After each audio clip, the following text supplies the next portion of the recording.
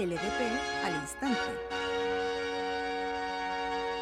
A las personas en la FILSA 2024. Mi nombre es Alin Toro y hoy tenemos el agrado de contar con la presencia de los autores y autoras más destacadas de trayecto editorial de este año. Con ustedes, Manuel Villarroel, Gonzalo Fabres, Sol Arriagada y Michael Vera Villanueva. Les pido un aplauso de bienvenida para nuestros autores.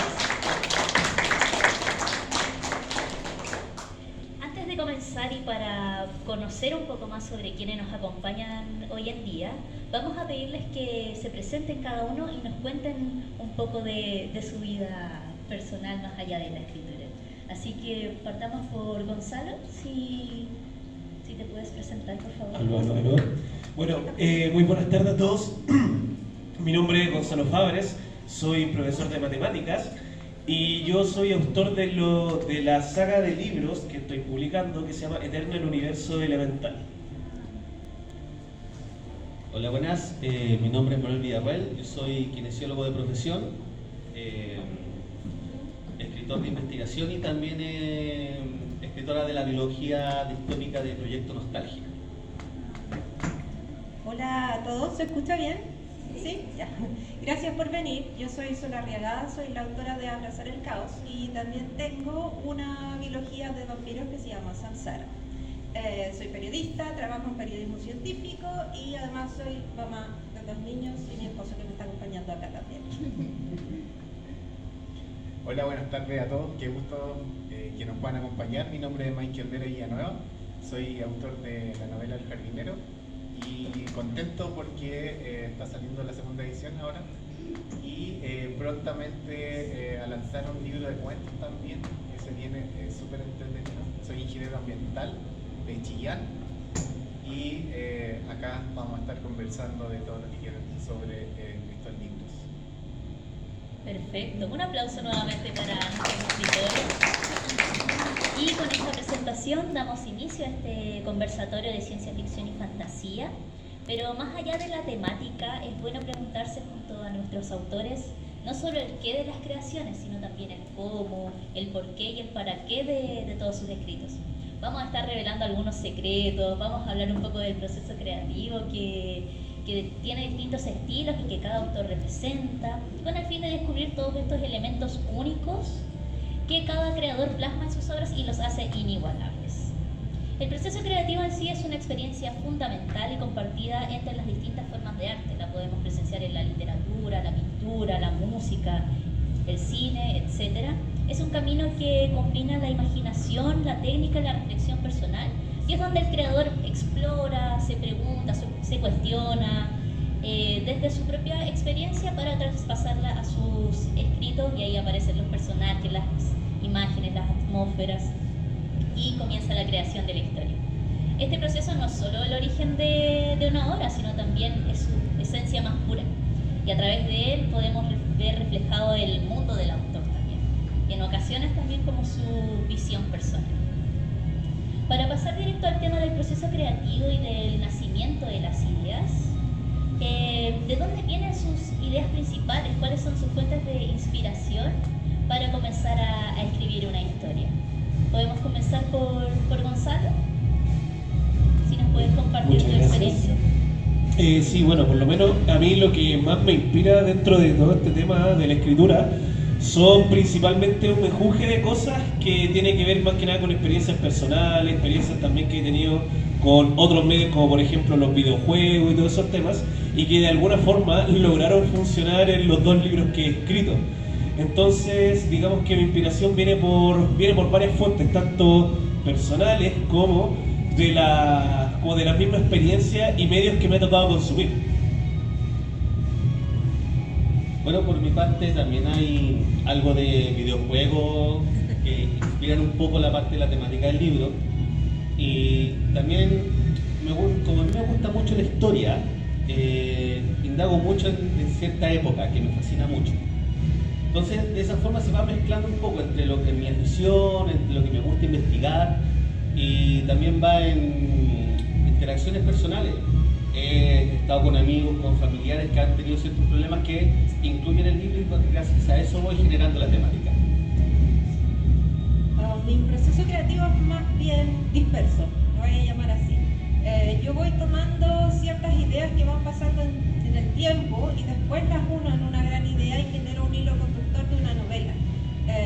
En ese proceso, recién ahí, cuando hago la creación de personajes y les doy una personalidad, una familia, un entorno, es donde les voy dando ciertas situaciones de vida que uno puede sacar de su propia experiencia o de lo que ve. Y en ese sentido, creo que no escribo de forma lineal tampoco cuando hago el tema, sino que voy trabajando, si bien ordenadamente con una idea general, es en proceso de creatividad, de dejar fluir y luego armo todo este mapa desordenado en una sola novela y que ha resultado bien.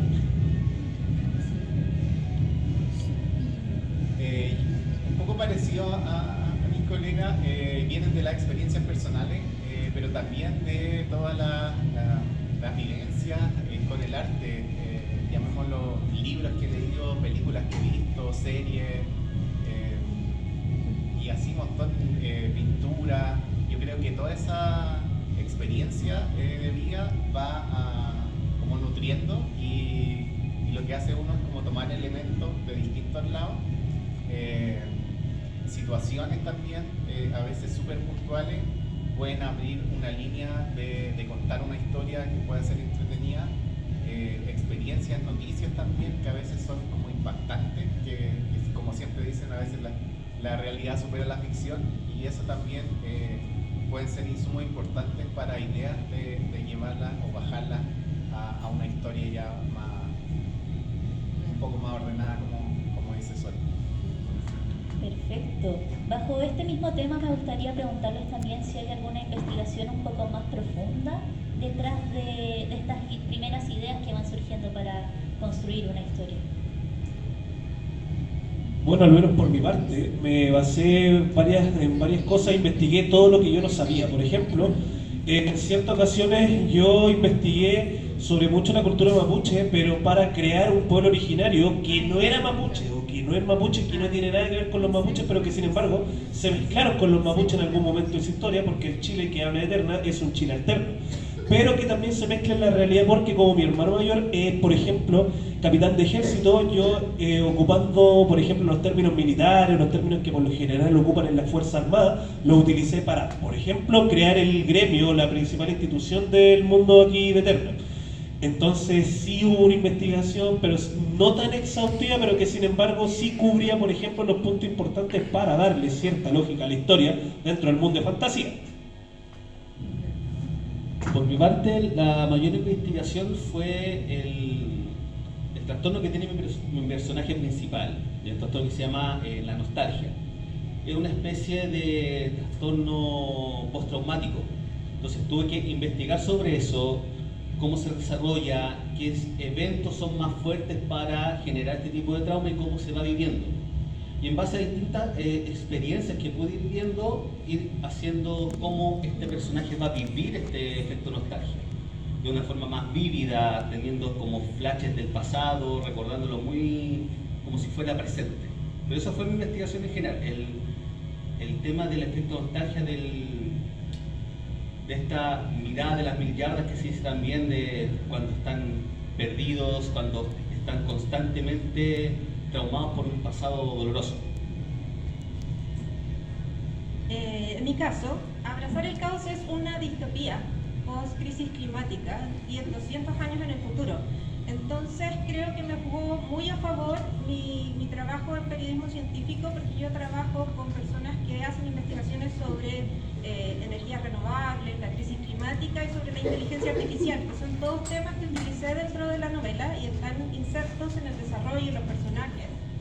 Y además creo que lo que más me gusta de tomar o al hacer historias es poder tomar procesos históricos que a todos nos sirvan y que haga que uno sienta que efectivamente es una historia que podría pasar, que es verosímil. Y también tomo en ese caso el tema de la pandemia, el distanciamiento social, cómo los humanos se van alejando de las emociones y pasan más conectados a sus dispositivos. Gran investigación creo que no tuve que hacer, porque en el fondo como trabajo con esos temas hay cierto conocimiento base como para avanzarlo. En las otras novelas, pero que son de fantasía, con vampiros y hablo de arte, sí, ahí tuve que hacer un recorrido, una investigación por galerías de arte, para saber temas que se utilizaban, cómo eran las exposiciones, cómo era la curatoría de arte.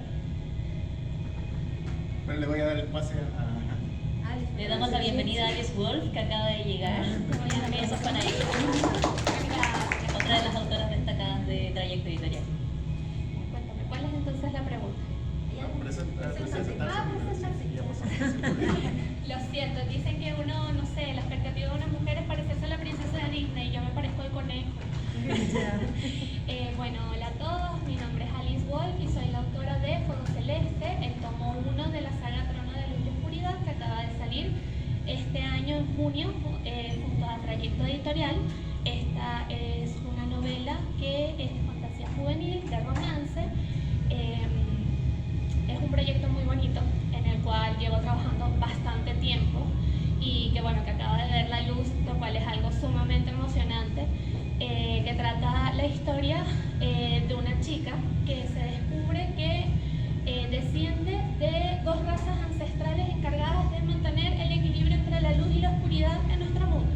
Un concepto que sí podría ser un poco ya conocido, pero que cambia su temática al adentrarse en mitología tanto nórdica como religiosa, como formar su propio mundo. Entonces ha sido un proyecto, como les digo, de muchos años y en el que están depositados de verdad mucho cariño en todo su proceso y que nos ha tenido bastante entusiasmados. Gracias por compartirnos tu presentación. Vamos a retomar la pregunta en la que nos quedamos con Sí, estamos hablando Michael sobre la de... investigación detrás de las historias.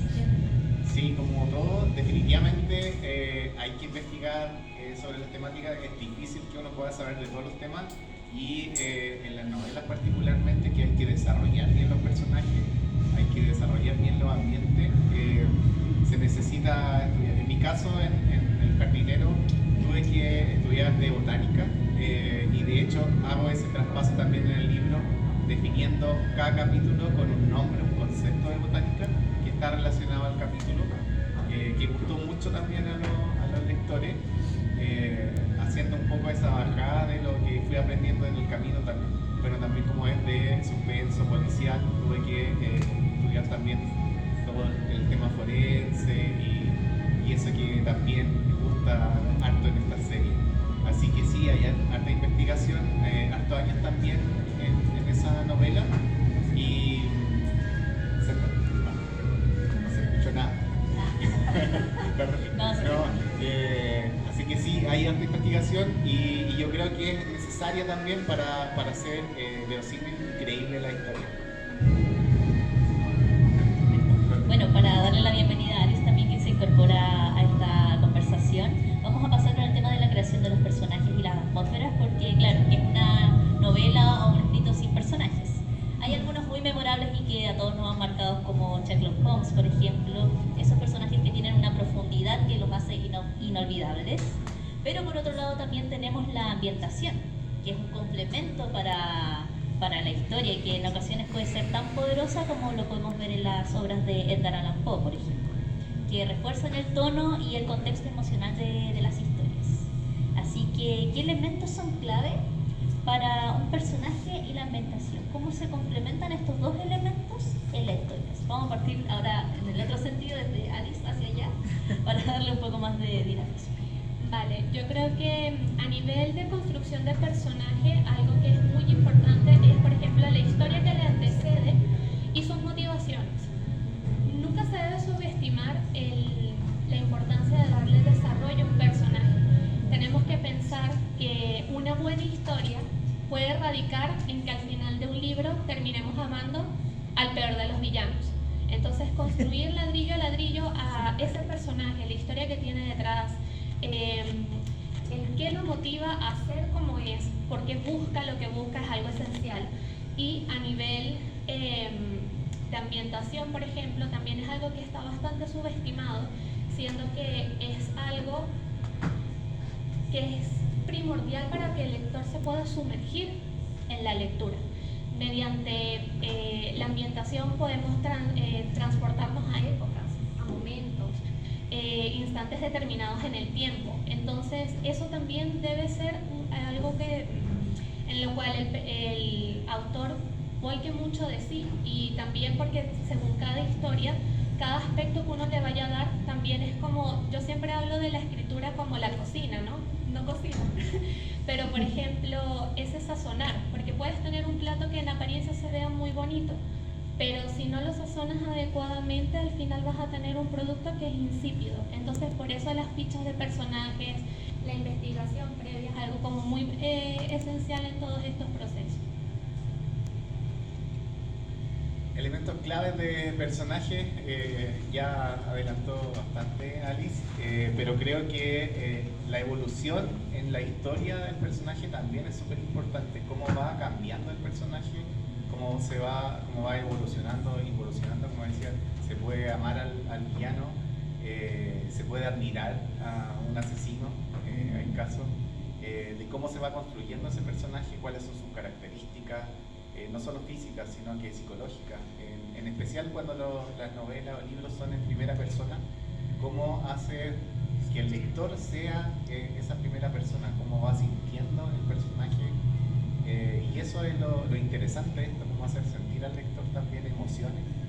Y bueno, ahí me comentaban en un caso que un enojo con el final del libro del personaje. Súper bien, que se enojen, que les dé rabia, que se emocionen, que les dé pena. Eso es lo que uno busca también, como hacer ese sentir, que no sea insípido, que no sea indiferente. Y en la ambientación es clave también los detalles, y ahí juega mucho aromas, sensaciones, olores, todo lo que sirva para complementar y también potenciar estas emociones que se quieren entregar. Como todos los elementos claves para transmitir, despertar emociones en el lector. En mi caso, yo trabajo las novelas desde dos aspectos. Puede ser que el personaje mueva la historia y el entorno, o puede ser que el entorno me invite a crear personajes que puedan sobrevivir en ese entorno. Y ese es el caso que se da en las dos novelas que tengo, porque en el primero es la protagonista la que mueve la historia. Y en base a lo que ella hace y a sus decisiones es cómo voy avanzando y cómo la voy insertando. Sí me preocupo, en cualquiera de los dos casos, que en el otro es el entorno el que mueve a los personajes, que es abrazar el caos, digamos, hay una crisis climática. Sí me preocupo que siempre en la creación de personajes tiene que haber una ficha, como hablaba, de hacerlo verosímil, creíble, y esa ficha te ayuda a desarrollar ese arco en el que efectivamente el personaje que empieza no es el mismo que termina. En mi caso, las fichas pueden ser súper detalladas, como no solo lo físico, sino que qué familia tiene o no familia, qué amigos tiene, cuándo se apoya cuando tiene problemas, quiénes son sus personas más cercanas, sabe o es resiliente frente a los problemas, cómo avanza, si tiene algún problema o si tiene enemigos, cosas así, hasta signos, fechas de cumpleaños, pongo todo eso en la creación. Pero sí, trabajo el tema de los personajes dándoles una personalidad completa, un entorno, puede haber estudios si son necesarios. Creo que dependiendo del desarrollo de la historia, es como trabajo y envuelvo a los personajes para hacerlos más cercanos. Y por supuesto un personaje no siempre tiene que estar bien, porque nadie está bien siempre. Entonces ahí ese es el arco que va fluctuando. Bueno, yo creo que todos estamos como en la misma, como que Hay factores hay en común. muchos factores en común. Yo creo que para un personaje lo esencial también es el trasfondo, como ya habían dicho mis compañeros, la psicología del personaje y su motivación para mover la historia o su motivación para llegar al final. Por ejemplo, en mi biología la motivación inicial no tiene nada que ver con lo que pasa al final, pero es un conducto, es un vehículo hacia el conflicto final en sí. También lo que considero importante muchas veces es no hacer el personaje demasiado complejo ni demasiado simple, porque el lector tiene que poder identificarse o entender al personaje. Si lo hacemos demasiado complejo, demasiado académico, vamos a restringir mucho lo que se entiende. Si lo hacemos demasiado plano, no es interesante. Y eso también va en la evolución. Un personaje plano puede evolucionar a un personaje complejo. o la involución de un personaje complejo puede involucionar a un personaje plano, pero nunca estar estancado. Tratar de siempre que no sea ni muy complejo ni muy plano. También va el tema del escenario. El escenario es un personaje más dentro de una novela. Cada cosa que uno escribe y coloca en un escenario puede ser usado. Y uno puede, en el capítulo 1, tal cosa que mencionamos que vamos a ocupar en el capítulo 5. Pero tiene una correlación, no está puesto porque sí. Está puesto porque tiene una intención. Y esa intención tiene que ir en correcta correlación con la trama en sí y con el personaje que estamos viendo en este caso. Bueno, en mi caso, una mezcla, aparte una mezcla de todo lo que han dicho mis colegas anteriores, que son como los pasos para crear una novela más o menos que funcione. Pero junto con eso, yo un poco me basé y ocupé la ventaja de que como mi novela es una novela de fantasía que transcurre en un Chile alternativo, varias de las cosas y de las interacciones que tienen mis personajes son con muchas veces lenguaje coloquial. Y como yo quería hacer personajes más reales que se desenvolvieran en un Chile del 2014, yo lo que hice fue preguntarle a varios amigos míos, oye, ¿sabes que estoy escribiendo un libro? ¿Quiere pertenecer a él? ¿Qué poder quería? ¿Cómo quería ser bueno? ¿Quería ser malo? Y varias cosas así. Entonces, como yo ya conozco a esas personas, me sirvió mejor para retratar a los personajes. Por ejemplo, el Kevin está basado en un amigo que efectivamente hace artes marciales mixtas. La Vania está basada en una prima chica que tengo, y entre otras cosas. Entonces, yo básicamente me basé en un poquito de todo lo que dicen mis colegas que tienen excelentes libros. Yo me leí Proyecto Nostalgia, me leí Fuego Celeste y me compré El Jardinero recién ahora. Y yo aparte, el tema de los amigos, consultarlo a los amigos, los que quieran apoyar el proyecto y todas esas cosas. Entonces eso igual a mí me sirvió para que mis personajes, si bien algunos puede que en algún momento no se sientan tan reales, por último sean simpáticos. Perfecto, hay harta recopilación de información externa, excelente. Si ahora, nosotros en este conversatorio, nos propusiéramos construir un personaje entre los autores que están presentes acá, para una historia de ciencia ficción, ¿qué características físicas y psicológicas debería tener este personaje que vamos a construir en conjunto? Así que le voy a pedir a cada autor que por favor me diga 3 características para un personaje. ¿Sorpresa? Esto no está en la pauta. Así que por favor, podemos partir por acá, por Alex. Pasapalabra. No hay pasapalabra aquí.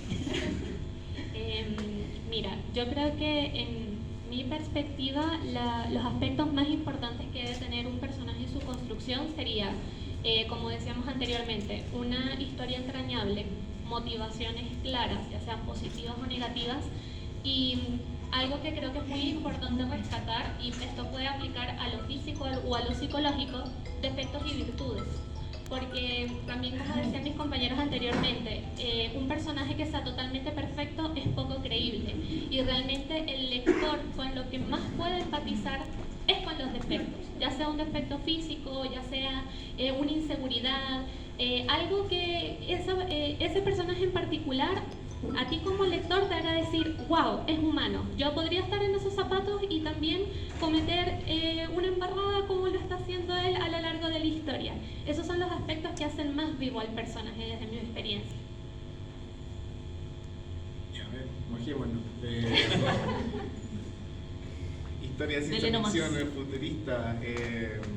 Ya, el ambiente, partir con eso, yo creo que imaginarse el ambiente, como decía Sol, yo soy muy fanático de la cultura cyberpunk, entonces siempre en los futuros distópicos me imagino las grandes corporaciones, un mundo muy oscuro, está todo contaminado, calles sucias, pobreza, y las megacorporaciones dirigiendo todo. Entonces características físicas ya va a ser como con parte robótica, defectos en la cara, introvertido. Siempre me imagino a esos personajes yo como más analíticos que esos que ocupan la fuerza bruta. Así que les dejo el entorno. El ambiente ya está. Claro, el ambiente está. El ambiente está.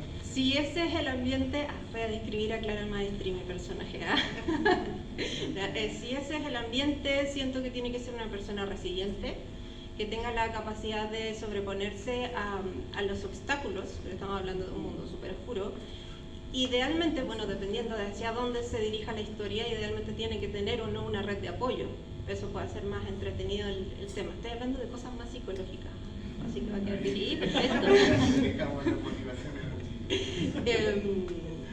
Y claro, si es ciencia ficción, futurista, cyberpunk, voy a dejar así como al azar manipulación genética. Interesantes. Ya, está difícil. Tan poco tiempo.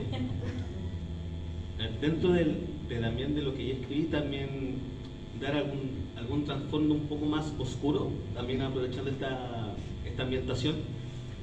Tal vez abuso por parte de alguna corporación hacia la familia del protagonista, algo que le genere un resentimiento para poder seguir avanzando, de sobreponerse a estas situaciones, y también ver también de dónde viene del extracto más bajo, medio o acomodado. Si es acomodado, tal vez dentro del contexto de la nula importancia familiar hacia con el protagonista, del sector medio cómo van sobreviviendo, y el sector más bajo, lo que ya dije, ya es el abuso de las corporaciones hacia lo más pobre en este caso. Yo creo que esa motivación es esencial para ver cómo va a avanzar el protagonista. Eso. Bien, a todos los asistentes, voy a decirles que me voy a mandar una pequeña bola, porque voy a tomar todos los conceptos que dijeron mis compañeros anteriormente y lo voy a mezclar un poquito con el lore que podemos encontrar en Proyecto Nostalgia y en Fuego Celeste.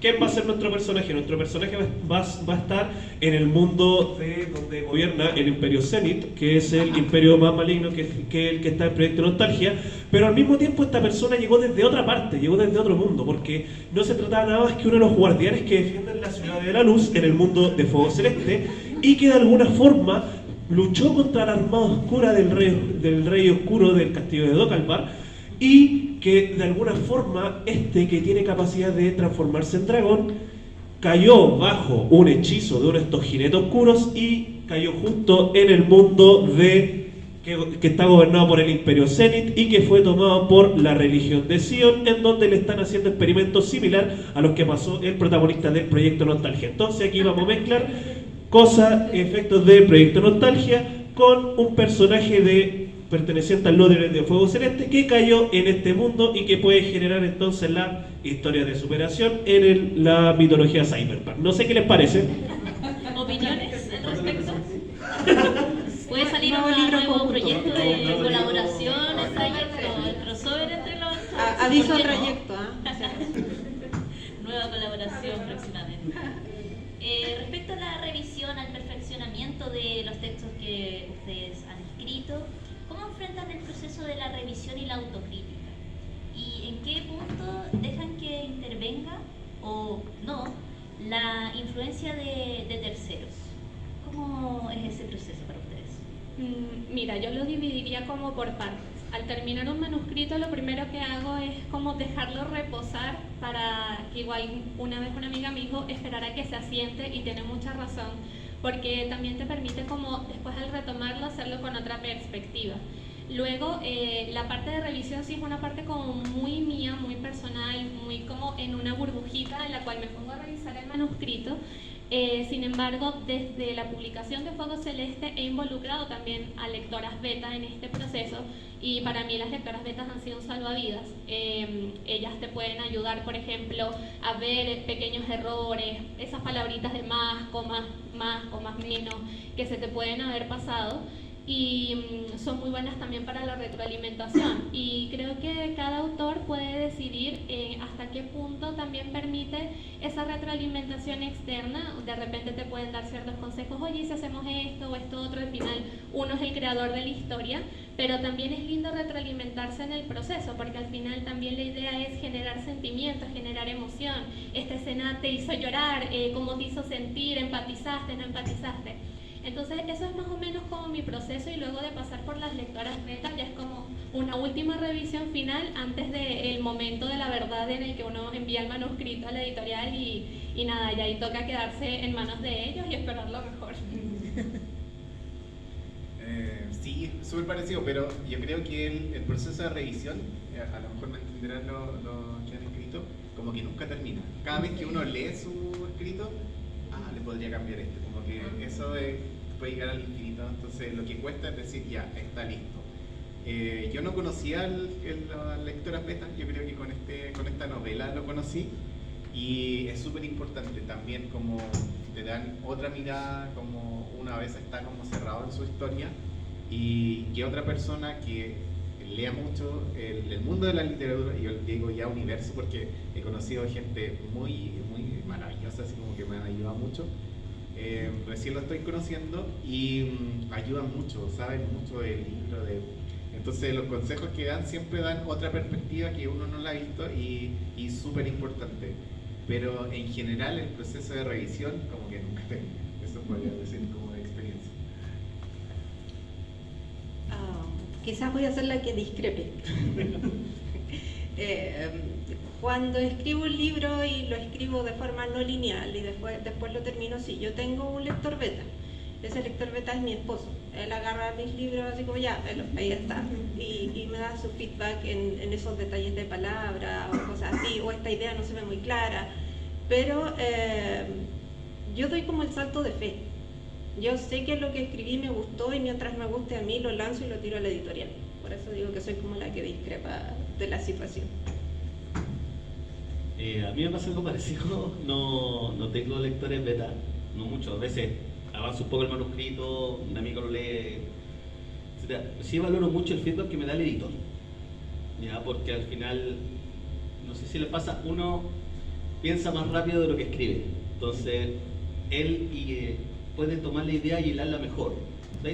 Aquí escribimos de más, aquí podemos poner otra cosa, embellecerlo un poco más. Yo valoro mucho el feedback del editor en este caso. No sé si estamos bien con el tiempo. Sí, estamos bien. Bueno, en mi caso yo me considero mi peor enemigo, tengo más o menos como un impostor ahí bien grave que no le gusta absolutamente nada de lo que hago. Y eso, si bien es una gran desventaja porque psicológicamente ha sido muy difícil para mí publicar estos dos libros, sí me sirve de mucho porque sé que siempre tengo que estar constantemente mejorando. O sea, yo vengo de una familia que son dos lectores y yo cuando comencé a escribir Eterna no agarraba un libro desde como hace 10 años. Entonces, igual eso a mí me sirvió porque yo que ellos iban a ser exigentes cuando me estuvieran leyendo, yo sabía que tenía que hacer un buen trabajo, no tenía otra opción, y por fortuna, cuando yo escribía como cavernícola el año pasado, me conseguí una persona que me ayudó a editar, que estuvo aquí para el lanzamiento la semana pasada, y me ayudó mucho con eso, y yo a partir de eso fui aprendiendo y me fui acostumbrando mejor. Entonces después el editor del editorial me dijo, oye, ¿tú trabajas con alguien más? Yo le dije, sí, ¿por qué? Y me dijo, no se nota. Entonces ahí yo me seguí retroalimentando también. Antes no tenía lectoras beta, ahora tengo varios. Y yo siempre al menos estoy abierto a retroalimentaciones porque yo sé que las críticas más destructivas que tienen estos dos libros vienen de mi propia cabeza, en todo caso. Y eso es que no. Diferencias de opiniones, que es válido, está bien. Ya para ir cerrando este conversatorio, este espacio, sabemos que en espacios como este, sobre todo en la FIRSA, hay quizás escritores emergentes o personas que escriben pero no se atreven a presentarlo todavía. ¿Qué consejo le darían a este tipo de personas que a lo mejor están aquí presentes también, que tienen ahí sus manuscritos guardados pero no se atreven a dar ese paso de presentarlo para publicar? ¿Podemos partir por allá, por Gonzalo? Yo lo único que voy a decir es que para mí publicar un libro y darle una oportunidad a la literatura, tanto como modo, entre comillas, de vida o como hobby o como segundo trabajo, yo lo único que digo es que les den una oportunidad porque de verdad que uno conoce mucha gente, aprende muchas cosas, no para de aprender, leer siempre va a ser uno de los hábitos más sanos que uno va a tener. Los libros, no tanto porque los libros son bien caros, por favor eliminen el IVA. Y nada, yo les digo, denle una oportunidad a la literatura porque uno nunca sabe qué se puede encontrar, y yo la verdad es que no me arrepiento ningún segundo de haber publicado los libros porque he conocido gente maravillosa y se ha valorado mi trabajo, entonces por ahí muy bien. Primero, no tengan miedo, manden los manuscritos a las editoriales. le van a responder. Puede ser un sí, puede ser un no, puede ser una propuesta. Y inicialmente escriban lo que a ustedes les gusta. Si a ustedes les gusta la historia que están escribiendo, está perfecto y vayan con eso. No escriban una historia pensando en lo que va a pensar el otro. Escriban algo que a ustedes les guste. Si a ustedes les gusta, está bien. Algo que ustedes leerían y que a ustedes les gustaría. En ese caso concuerdo mucho. Yo hablo, así como en mis textos, también en el tema de la presentación a un editorial, es el salto de fe. Entrego mi libro porque yo creo en la historia que escribí, creo en lo que me gustó cuando lo hice y cómo lo disfruté cuando lo leí. Independiente del trabajo que venga después, independiente de lo que diga un editor o los cambios que se hagan, solo va a ser para mejorar la historia que uno creó. Entonces hay que atreverse, hay que escribir sobre lo que a uno le gusta, porque de lo contrario no vas a reflejar lo que amas cuando escribes. Así que solo creer y avanzar. Es como un botale. Sí, sumado a eso, yo creo que escribir, si la lectura ya es un hábito, se les va a facilitar harto. Leer harto también es súper importante. Hay un ritmo por ahí. Escuché una entrevista de alguien que todos los libros tienen un ritmo cuando están bien escritos, que no se nota, pero que si no lo tienen, se va a notar. Se va a hacer aburrido, se va a trabar. Para lograr ese ritmo que cada uno va a conseguir, o su estilo, o pluma, no sé cómo se llame, hay que escribir, hay que transformarlo en un hábito. Las primeras veces no van a salir bien, pero con el tiempo créanme que sí va a ir mejorando, teniendo este hábito. Requiere tiempo, sí, lo digo porque también tengo un hijo, entonces cuesta harto dedicarle, pero ese es el consejo ideal. Si les gusta escribir, escriban, conviértalo en hábito y acompáñenlo con lectura permanente, y con eso se les va a facilitar el camino para lograr lo que quieren. Bueno, y recaudando un poco, de verdad, tan buenos consejos, porque me hubiera encantado tener todos estos consejos antes. Pero algo que yo aprendí en el proceso también es, tienen que ser su fan número uno, tienen que creerse el cuento, tienen que amar lo que hacen, porque a veces al autor de repente se le puede decir, ay, pero es que tú crees que tu obra es lo mejor. Sí, porque si no me lo creo yo, ¿cómo voy a esperar tocar el corazón del lector?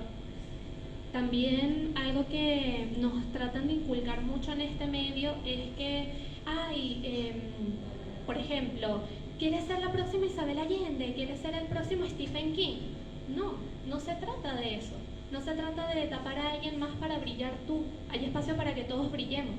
Todas las historias son válidas y además cada quien tenemos una historia que contar, ya sea a través de la fantasía, de la ciencia ficción, de una distopía, de un romance. Hay una historia que es válida y que está hecha para tocar, así sea el corazón de una sola personita, lo va a tocar. Y eso debe ser lo que a uno lo motive, porque es un trayecto que es bastante accidentado. Está el síndrome del impostor, no siempre nos vamos a sentir con ganas de escribir, es de humanos. Hay momentos en los que, verdad, uno no tiene cabeza para nada, pero al final del día es la motivación de que estamos haciendo algo que amamos y que lo estamos haciendo con un motivo. Y ese motivo tiene que ser más grande que todas las cosas. Creo que es un mensaje también súper potente del que han hecho, bueno, todos aquí presentes, que en resumen es un atreverse, como perder el miedo y confiar en uno mismo para que el proyecto pueda resolver. Genial. Podemos abrir el espacio para unas 3 preguntas en honor al tiempo. No sé si alguien quiere interactuar con alguno de nuestros autores. Vamos por allá, que se levantó una manito.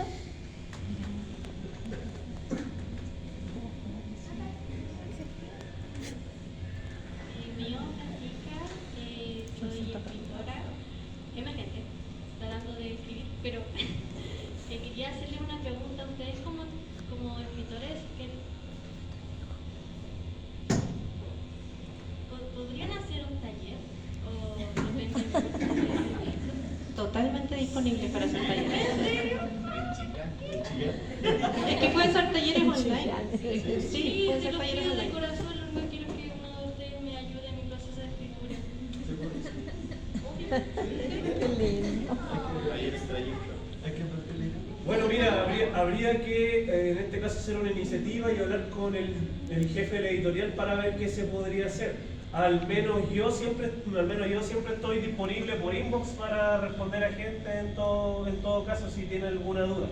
Pero es una buena idea la que estás planteando. Sí, de hecho es buena idea. Hacer un taller igual va a ser entretenido. Sí, y bueno, y en todo caso igual responde también dudas cuando me llegan al inbox sobre el libro, sobre cómo escribir. Algunos me dicen, mira, estoy escribiendo en Wattpad, le he echado una leída, le digo, mira, vais bien, podría mejorar esto dentro de lo poco que sé yo, porque tampoco me considero un gran experto en literatura. No soy la gran eminencia tampoco. Pero sí, mientras se pueda dar un consejo, se pueda apoyar, yo feliz, no hay problema. Hola, soy Agustín. Le quería preguntar a Gonzalo y Manuel en qué videojuegos se basaron para hacer su libro. Yo principalmente me basé en Golden Sun y Metal Gear. Con eso te lo digo todo. Golden Sun juego la Game Boy desde la década pasada y la saga Metal Gear es la saga Metal Gear. Sí. Yo Golden Sun también. También. Sí, muy bueno. Y en los juegos de Call of Duty también. En la parte de la guerra en sí, estaba muy basado en esa parte. Alta referencia. Bien, podemos tener más espacio de preguntas, pero en honor al tiempo, ¿podemos seguir la última? ¿Sí? ¿La última pregunta? Sí, se alcanzamos.